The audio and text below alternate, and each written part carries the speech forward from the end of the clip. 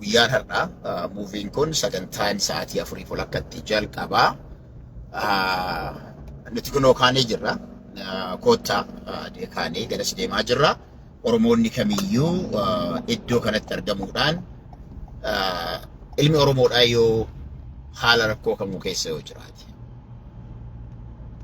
yoo murannoo qabaatee maal hojjechuu akka danda'u kan namatti agarsiisudha.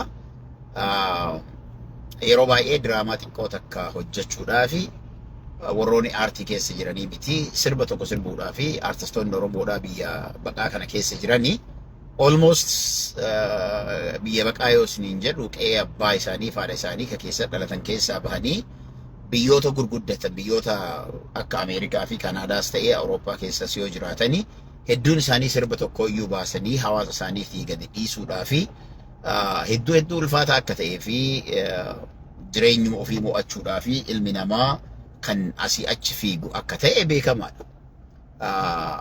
Artistiin kun dhihoo kana rabbiin carraa biyya kana dhufuu argatee biyya kana dhufee jira. Yeroo dheeraadhaaf deebuu yeroo dheeraadhaaf qabu har'a ammoo yeroo jalqabaatiif hawaasa Oromoo diyaaspooraa keessa jirutti yoo garsiistu wanti yeroo dheeraaf dheebochaa turte hawwaa turte yoo milkaa'u hedduu namatti tolaadha.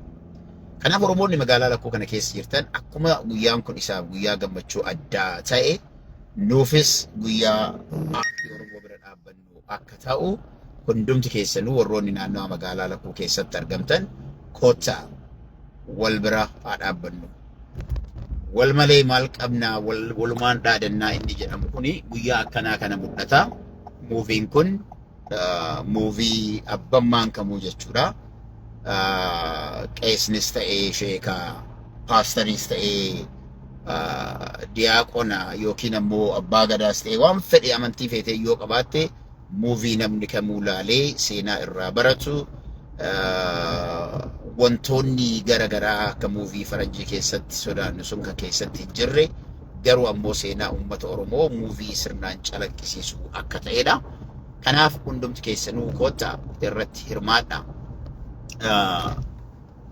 Dhugaa walitti himuudhaa fi namni tokko yeroo inni Oromoon yeroo baay'ee aartistoota keenya erga isaan du'anii booda goofandimii bannee wantoota garaagaraa goonee yeroo isaan dhibaman wal dhaalsisuun yeroo isaan dhabaman waliin rakkachuun mana maatiidhaaf erga inni addunyaa kanarraa deemee booda osoo ofii isaatii jiru aartistoonni Oromoo hedduu keessatti jiraatin erga isaan gara fuula Rabbii deemanii booda mana bituuf hin jiru.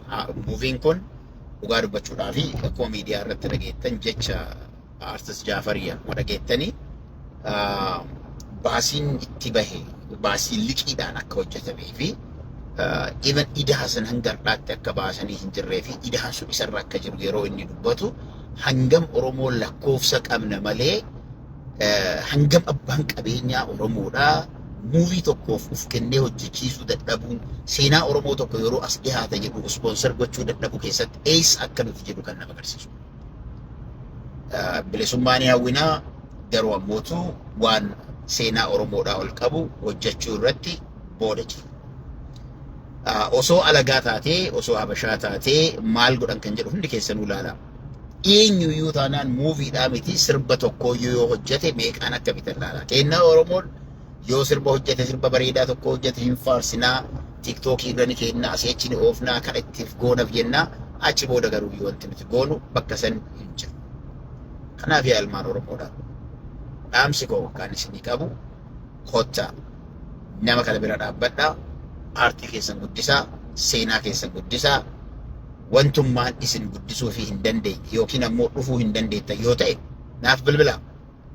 Kan you donate yoo dhufuu baatte tikeeta $50 sanaan bitatteetiin tikeeta bira dhaabbachuu dandeettaa kan dhufu haalli siif hin mijoofne yoo taate. An achi hin jiru ofii kiyyaa hin laalle jettee mana hin taa'i. Mana teettee guyyaa namni ila Oromoon maal beektani guyyaa namni du'amma maallaqa gurguddaa walii kennina. Gumaata hin jettu maal hin jettu namticha sin galchinu garuu ammoo contributionii bareedaa walii godha namni hawaasni yeroo maatiin nama biraa dhabamu jajjabeessa yookiin ammoo maaskoo wanti jedhamu jira. Haa ta'uuti garuu nama osoo lubbuudhaan jiru bira dhaabbannee haqa idaa namaa isarra jiru kan irraa baasuu irratti osoo jirru ol jajjabeessuu irratti hojjechuun dirqamataadha. Keessumattuu artistoonni Oromoodhaa wal bira dhaabbachuun, waliif dubbachuun, waliif dirmachuun fakkeenyas ta'uun jechuudha. Yeroo waliif dirmattan fakkeenyas ta'uun isinirraa eegama. Kuni yoo hin goonu kan taanu taate garuu aartii Oromoo artistii tokko bira yoo ati kan dhaabbanne guyyaa biroo anis bira dhaabbadhu kan asirratti beeku.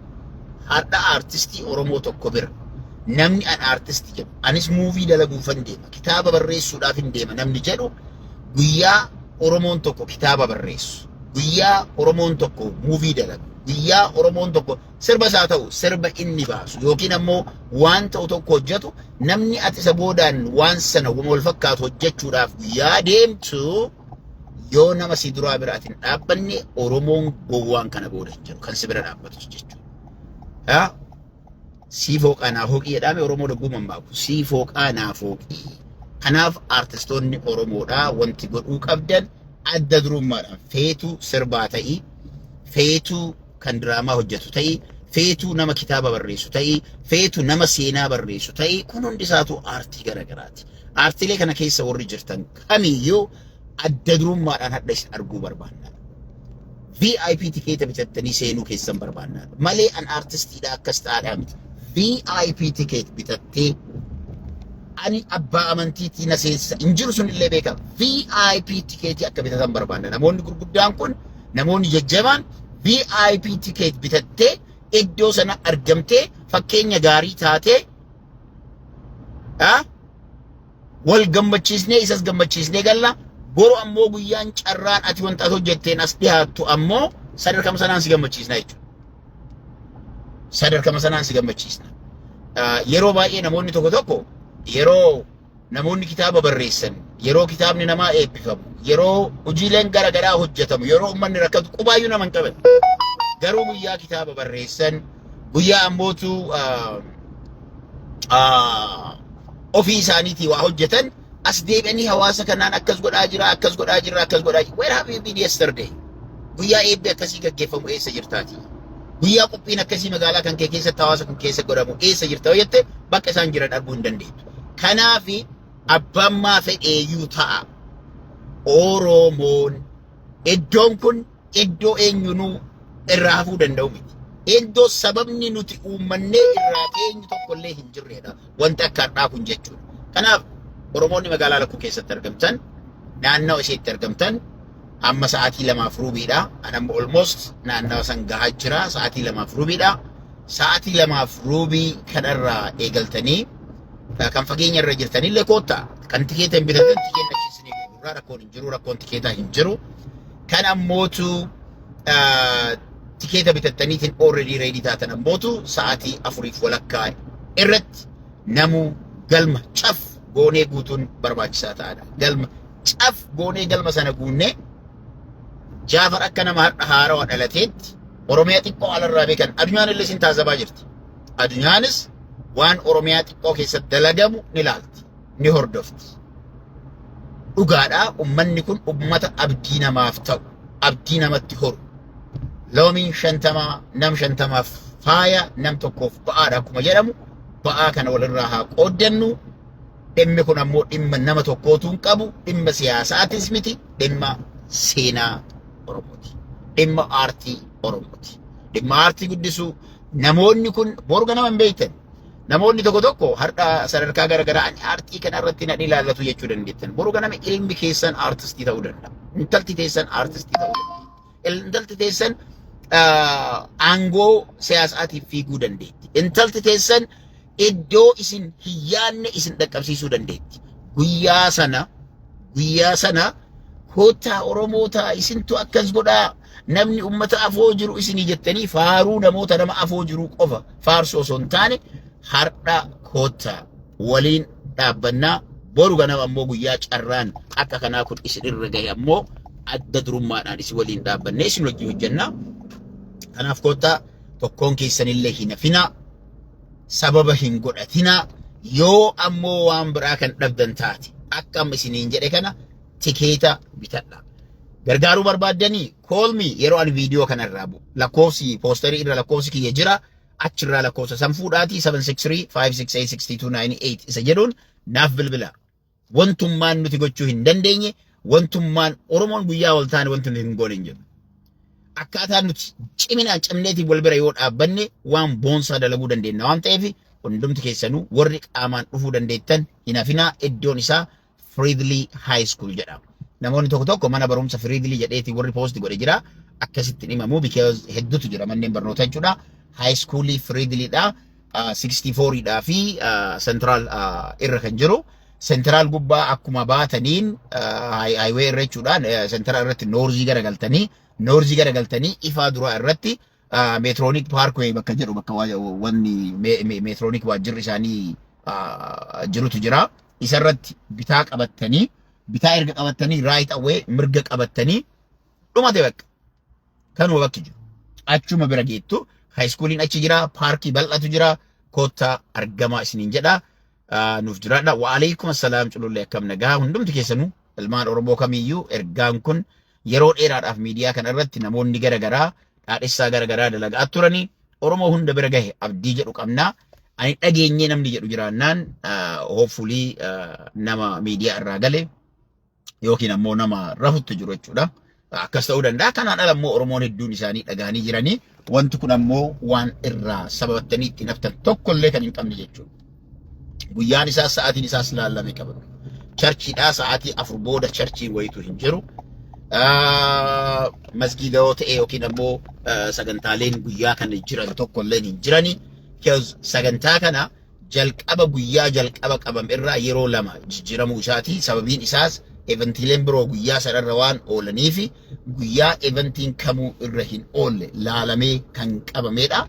Kanaaf hundumti keessanuu koottaa sababa tokkoon malee iddoo kanatti argamaatii obboleessa keenyas gammachiisaa. Koree waan kana qindeessuudhaan yeroo kennuudhaan waan kana hojjetaa tures akka isaan milkaa'an godha. Sababiin isaa koreen waan tokko hojjetu yeroo Oromoon sagantaalee garagaraa qabu yeroo kamiyyuu koreeleen garagaraa deddeebi'aniitiin waan hawaasaa kana hojjetu, deddeebi'anii ummataaf waa hojjetu. So akkuma har'aa nama kanaaf koreen kun hojjetee abdii hawaasa Oromoo irraa qabu borus isin cinaa dhaabbachuudhaaf koree danda'u waan ta'eef koottaa waliin haa dhufnu, haa argamnu, asitti argamnee hawaasa keenya cinaa haa dhaabbannu, waliin haa dhaabbannu, waluu agarrume. Carraan Oromoon ittiin wal arguudhaatu xiqqaatee jira. Carraaleen akkanaa kunniin Oromoo walitti fiduudhaaf akkaan murteessaadha. Amma ka ilmi namaa kamiyyuu I think I'm the first person to be here today. Wanti an dursee dhufeefis hawaasichuma kana dammaqsuudhaaf hedduu namatti tolaa. Paarkiin inaa osoo kumaanuu baane paarkiin nama hundaafuu gahutu as jira. Jabaadhaa koottaa tokkoon keessanillee nafina namni tikeeta bitachuu barbaadan garuu call me right now. I can reserve it for you. Yoo dhuftu tikeeta kan keessii qophaa'ee akkas eegu bilbiluu dandeettanii. Yoo barbaachisaa ta'e ammoo odeeffannoolee yoo isin rakkise iddoon yoo isin rakkise Fridley High School jedhaatii koottaa. Waan nama dhibu tokkollee hin jiru. Hedduu namatti tola. Guyyaanis qilleensi isaas laalaaka. October 26 keessatti akka samaraatitti namatti tola. Temperature isaa amma 62 irra jira naannoo Fridley fi magaalaa Lakkuulaa kanneen. Kanaaf wanti sabattanii qorra mucucaa jedhanii wanta ol irraa hafan hin jiru. Mucucnis hin jiru, qorris hin jiru. Dirreen ajaa'ibaati. Kottaa Oromooti. Kanuma isin jechuu barbaada. Booda yoo dhuftan waan jiru hundumaayyuu wal arguun keenyaayyuu nagaa wal gaafachuun keenya walitti dhufuun keenyaayyuu baay'ee murteessaadha. Carraaleen Oromoon itti bal'inaan itti walitti dhufan hedduun isaa hafaa jira waan ta'eef kottaa siyaasaa kana hordofaa sana hordofaan hin dalagu muuviin kun ka siyaasaa feeteeyyuu dalagi feetu BP deeggari feetu PP mormi.